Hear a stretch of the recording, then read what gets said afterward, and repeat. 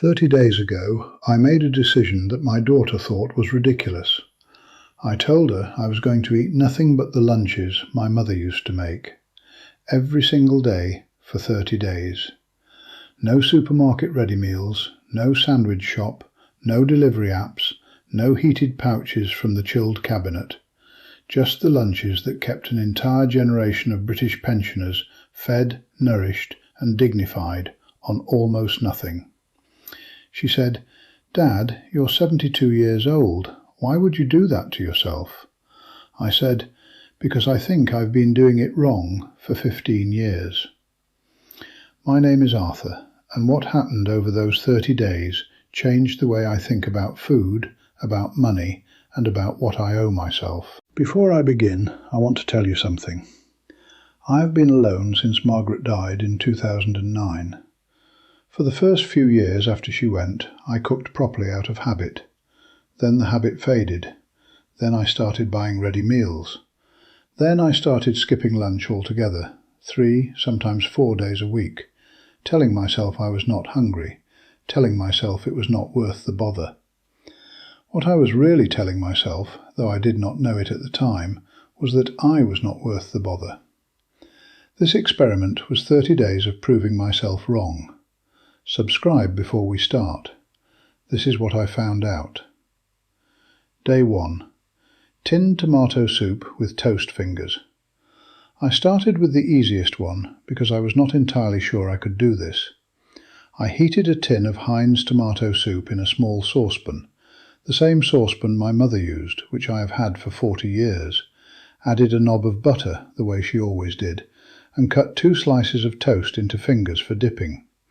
The whole thing took 4 minutes. I sat down at the kitchen table, not in the armchair, at the table, and I ate it properly, with a bowl and a spoon and a plate for the toast, the way lunch is supposed to be eaten. It tasted better than I remembered, not because the soup had changed, because I have given it my full attention for the first time in years. I sat there for 10 minutes after I had finished, just sitting at the table in the quiet kitchen, and I realized I could not remember the last time I had sat at a table for a meal on my own. I had been eating standing up, or in the armchair with the television on, treating eating as something to be got through rather than experienced. Cost 87p.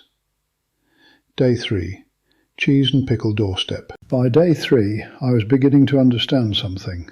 These lunches required almost nothing from me. No planning, no lengthy shopping, no complex decision-making, but they gave something back.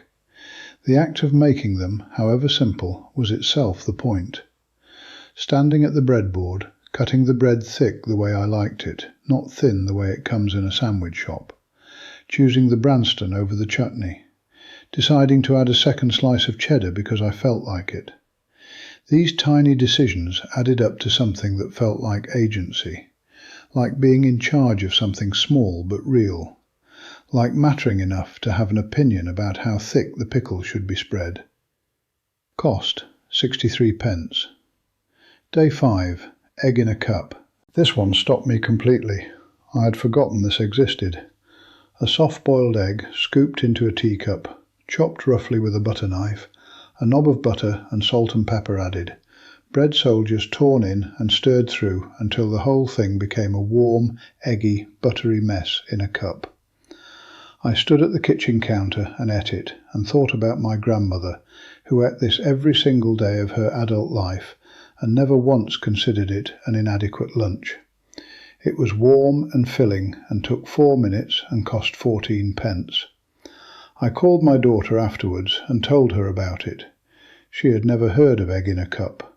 She is 43 years old, and she had never heard of it. That bothered me more than I expected. Somewhere between her generation and mine, this disappeared. Not because it stopped working, because nobody passed it on. Cost 14p. Day 7. Sardines on toast. The smell, I will admit, was something I had to make peace with. Sardines in tomato sauce on thick toast, crushed slightly so the sauce soaked into the bread. A crack of black pepper. I ate it at the kitchen table with a cup of tea and the window open a fraction. 14p for the tin, which was enough for 2 servings. The protein kept me going until well past 4 o'clock. I was not hungry again until supper. My doctor has been telling me for 2 years to eat more oily fish. I had been ignoring him on the grounds that oily fish meant effort and expense. It does not. It means opening a tin and forking it onto toast. I am no longer ignoring him. Cost, 7p per serving. Day 10. Bovril soldiers. By day 10, I had settled into something I can only describe as a rhythm. The decisions had become automatic. I knew what was in the cupboard. I knew what I felt like. I knew it would take 5 minutes and cost almost nothing, and I would feel better for having made it rather than skipped it. Bovril soldiers. A teaspoon of bovril stirred into a mug of boiling water, toast cut into strips for dipping, was the lunch I had been most sceptical about. It sounds like it belongs to a different century. It does belong to a different century. But the ritual of it, the stirring, the cutting, the dipping, gave the midday hour a shape it had been lacking. Before this experiment, the hours between 11 and 3 were a blur. I drifted through them. Sometimes I ate something, usually standing up. Sometimes I did not. The Bovril soldiers took 5 minutes and cost 23p and made noon into something, a point in the day that was mine. Cost, 23p. Here is the first thing I discovered at the 10-day mark. I had not skipped lunch once. Not once in 10 days. Before this experiment, I was skipping lunch 3 or 4 days a week, telling myself I was not hungry, telling myself it was not worth the bother. What I was really doing was telling myself I was not worth the bother. These lunches took that excuse away entirely. When lunch takes 4 minutes and costs less than £1, the only reason not to make it is that you do not believe you deserve it. I discovered I did deserve it. That sounds like a small thing. It was not a small thing. Day 12. Potted meat on toast. 2 slices of toast, a jar of Shipham's potted meat spread thickly, a cup of tea alongside. I had not eaten potted meat since the 1970s. I had assumed, without ever testing the assumption, that it was somehow beneath a person of my age and experience to eat something so plain. It was not beneath me, it was straightforwardly good. Peppery and savoury and deeply satisfying in a way that had nothing to do with sophistication and everything to do with being hungry at lunchtime and eating something real. Cost, 54p. Day 14. Welsh rarebit, the quick way. Cheddar grated onto toast, a shake of Worcestershire sauce directly onto the cheese, 2 minutes under the grill until bubbling and golden.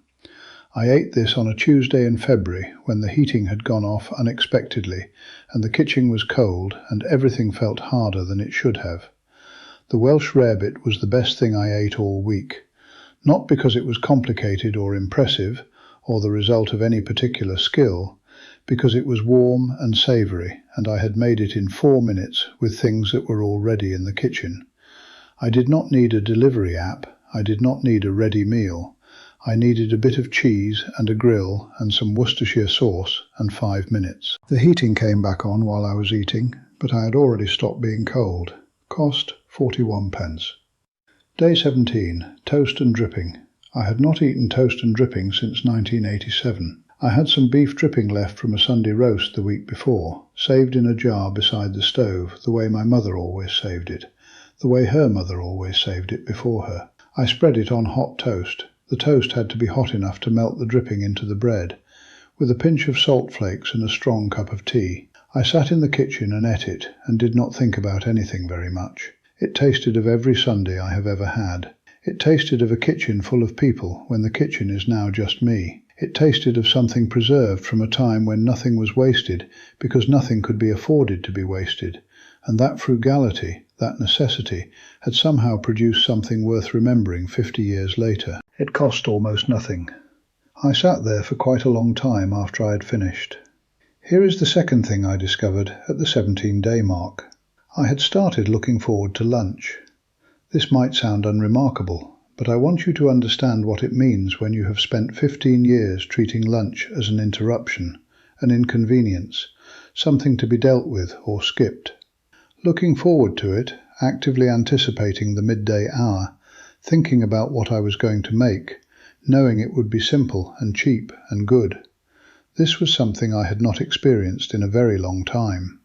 The lunches were giving me something to plan for, something small and manageable and certain, in the middle of days that can feel large and unmanageable and uncertain. Day 20. Bread and warm milk. I want to be straightforward with you about this one. Day 20 was a difficult day. I had been to the doctor in the morning for some routine tests, and the afternoon felt long and the house felt too quiet. And I had no appetite at all and did not want to cook anything or make decisions about food. I made bread and warm milk.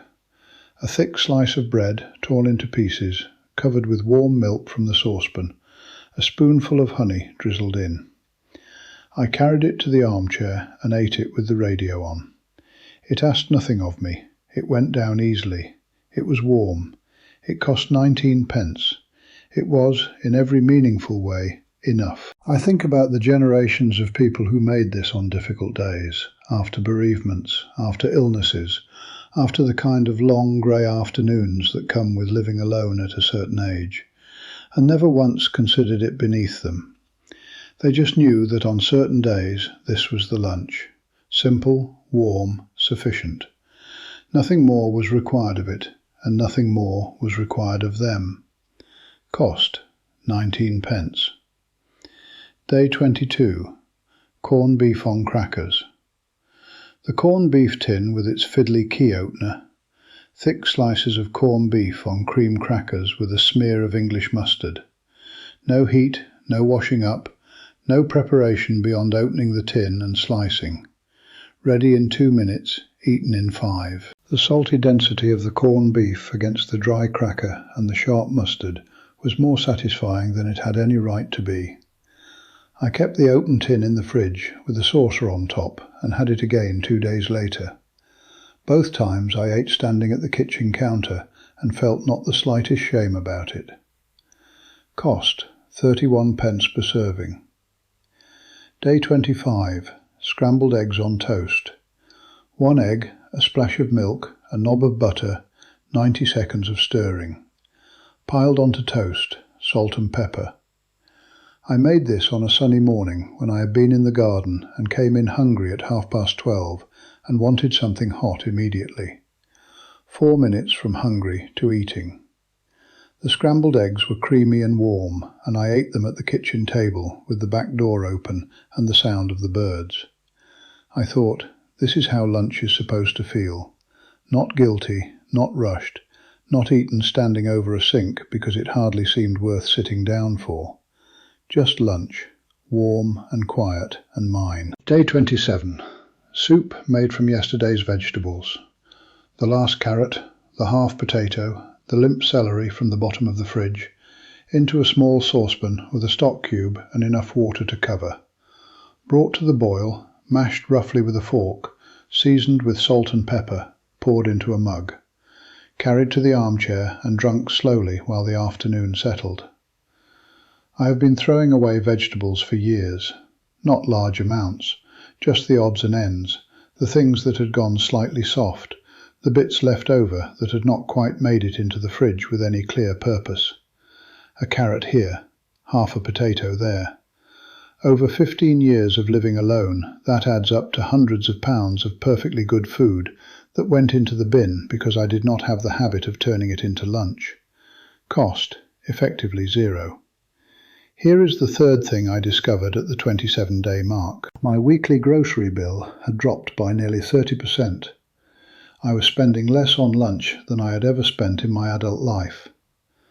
The ready meals I had been buying were costing between £2.50 and £4 each. The lunches I was making were costing between 7p and 90p.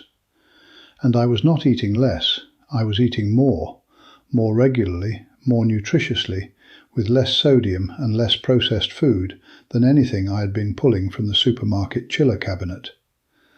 30 years of being sold expensive convenience had cost me far more than money. Day 30. A cup of tea and toast with butter and jam. For the last day, I chose the simplest one. A pot of properly brewed tea, 2 slices of toast, buttered while hot so the butter ran to the edges, strawberry jam, thick, eaten at the kitchen table with the radio on and the morning paper. It took 5 minutes to make. I sat over it for 20. Not because I was eating slowly, because I was paying attention. Because for 30 days I had been paying attention to something I had spent 15 years ignoring. And what I had discovered was that the thing I had been ignoring was not just lunch. It was the shape of the day, the midday anchor, the small daily proof that the hours between morning and evening were worth dividing into parts.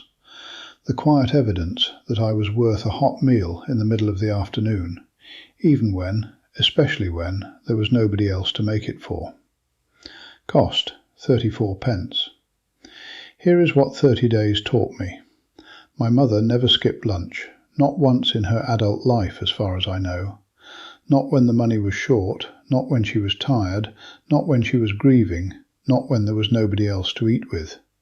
She made something simple, and she sat down and she ate it, and then she got on with the afternoon. She was not doing this because she had no other options. She could have opened a tin of something and eaten it cold over the sink, the way I have been doing for years on the days I ate at all.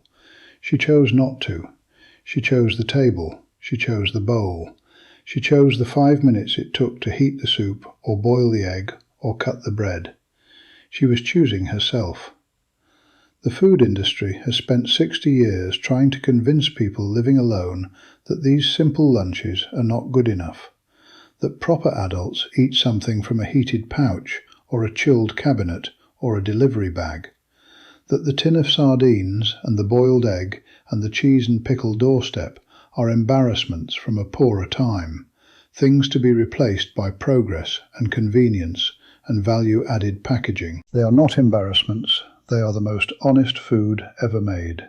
Cheap, fast, nourishing, and completely sufficient. Made by people who understood that the point of lunch was not to perform wellness or demonstrate sophistication or spend £4 on something wrapped in packaging that costs more than the food inside. The point of lunch was to eat well. I spent 30 days eating the way my mother ate. I spent less money than I have ever spent on lunch in my adult life. I felt better than I have felt in years. I did not skip a single meal, and I discovered, at 72 years old, 15 years after I should have discovered it, that I am worth 5 minutes and 87p in the middle of the day. My daughter called at the end of day 30 to ask how I had got on. I told her, I think I am going to keep going. She was quiet for a moment. Then she said, Dad, will you teach me how to make egg in a cup? Leave a comment below. Tell me which of these lunches you remember from your mother or grandmother. Tell me which one you are going to try this week. And if this gave you permission to stop skipping your own lunch, I would very much like to know that too. Subscribe. I will be here next week. There is a great deal more to come.